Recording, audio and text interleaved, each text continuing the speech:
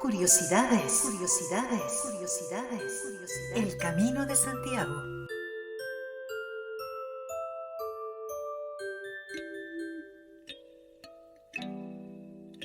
El Camino de Santiago reúne a miles de peregrinos de todo el mundo cada año, a través de sus 1500 kilómetros de camino, siguiendo sus particulares flechas amarillas que indican la ruta hasta llegar a la espectacular Catedral de Santiago de Compostela. Con sus 10 rutas de hermosos paisajes, es físicamente un reto y un crecimiento espiritual para todo aquel que lo realiza.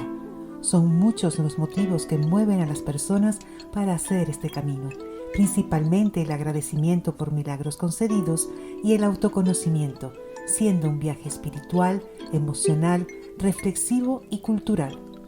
La hospitalidad en la acogida al peregrino constituye uno de los aspectos fundamentales del camino desde la Edad Media, un servicio permanente de ayuda sanitaria y espiritual para los peregrinos que realizan la ruta a pie o a caballo. El peregrino necesita descanso y refugio, surgiendo las posadas y hospitales que muchas veces se encontraban en pequeños poblados independientes dentro de las ciudades, gestionados por las órdenes de caballería para proteger a los peregrinos, como la Orden del Temple o Templarios, conocidos como la Orden de los Pobres Caballeros de Cristo y del Templo de Salomón, fundada a principios del siglo XII por 9 caballeros franceses para patrullar el camino hacia Jerusalén, protegiendo la seguridad de los peregrinos que hacia allí se dirigían tras su conquista. Hugo de Payns, uno de sus fundadores, se ofreció al rey Balduino II de Jerusalén para defender a los caballeros que volvían a Europa procedentes de la Primera Cruzada. Es el Códice Calixtino, el códice medieval más célebre de la peregrinación jacobea. Incluye una guía del camino francés y la primera música polifónica de Europa. Se encuentra en el archivo de la Catedral de Santiago de Compostela. Pero, ¿quién era ese Santiago que da nombre a este camino? Santiago el Mayor, fue uno de los 12 apóstoles elegidos por Jesús para predicar el cristianismo por todo el mundo. Nació en Galilea, Israel, en el seno de una humilde familia de pescadores. Predicó en España y regresó a Jerusalén para acompañar a la Virgen en su muerte, siendo allí decapitado por el rey Herodes hacia el año 44 después de Cristo. Fue el primero de los apóstoles en convertirse en mártir. También fue conocido como Matamoros, por ayudar a los ejércitos a expulsar a los musulmanes. Además, es reconocido desde la Reconquista como el patrón de España.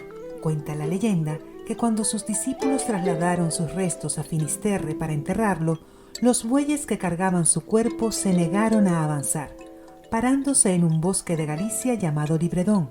Es allí, siglos después, en torno al año 823, que un ermitaño llamado Pelayo comenzó a observar por las noches unas luces misteriosas que salían de un campo cercano, avisándole al obispo de Iria Flavia, Teodomiro, quien encuentra un arca de mármol con 3 cuerpos, el del apóstol Santiago y sus discípulos Teodoro y Anastasio. El obispo informa al rey Alfonso II de Asturias del hallazgo, y éste ordena construir sobre las reliquias una modesta basílica y un pequeño monasterio para su custodia, siendo los precursores de la Catedral de Santiago.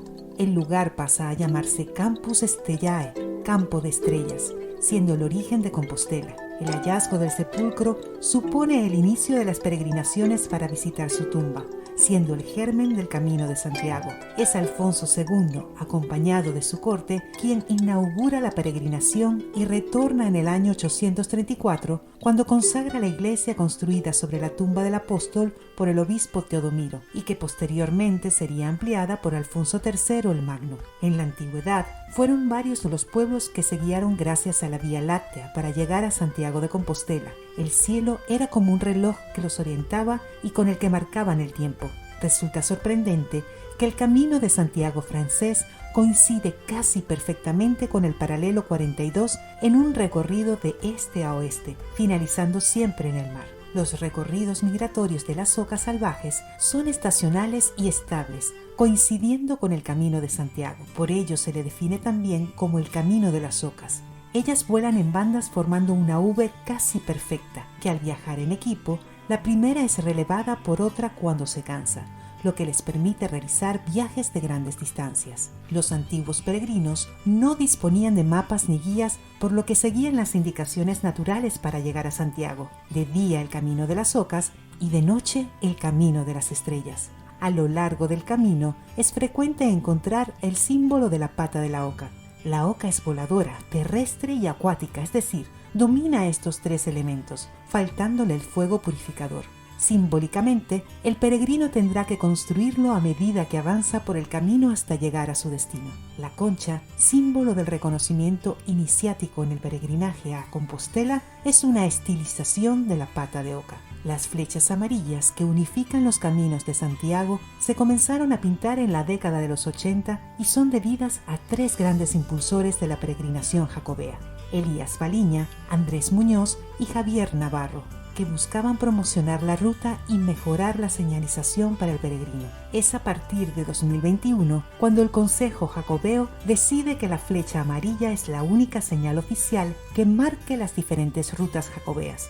La magnífica Catedral de Santiago comenzó a construirse en el año 1075 bajo el reinado de Alfonso VI y el patrocinio del obispo Diego Peláez. La última etapa de construcción comienza en 1168 y es el maestro Mateo quien esculpe el Pórtico de la Gloria, una obra maestra del arte románico español. Una de las figuras del reverso del Pórtico de la Gloria se conoce como Santo dos Croques o el Santo de los Coscorrones, donde la costumbre es golpearse o tocar con la cabeza con la creencia de que aumentará la inteligencia del visitante, sobre todo los estudiantes en época de exámenes, correspondiendo esta figura al maestro Mateo. Dentro de la catedral se encuentra el botafumeiro. Botar fume en gallego significa echar humo. Este objeto de plata es un elemento decorativo sirviendo de espectáculo turístico en las grandes solemnidades y todos los domingos del año jacobeo. Es llenado con carbón e incienso y fue creado en la Edad Media para perfumar la catedral ante el olor que dejaba la gran cantidad de peregrinos. Es Finisterre el kilómetro cero del camino, ubicado junto al faro del Cabo Finisterre, en la Costa de la Muerte. Aquí finaliza o empieza el camino de la ruta jacobea y antiguamente se creía que en esta zona acababa el mundo de los mortales. Este camino comprende 4 etapas más tras visitar la tumba del apóstol y es donde los peregrinos queman sus ropas y calzados al atardecer, esparciendo las cenizas como señal de purificación del fin de una vida y el comienzo de otra nueva. Los años santos jacobeos se celebran siempre que la festividad de Santiago Apóstol, el 25 de julio, sea domingo. Santiago es uno de los mayores destinos de peregrinación del mundo tras las peregrinaciones a Tierra Santa, Palestina y Jerusalén, y a Roma, ciudad del Vaticano. Un trabajo realizado por Sonia Rodríguez, voxesvoices@gmail.com.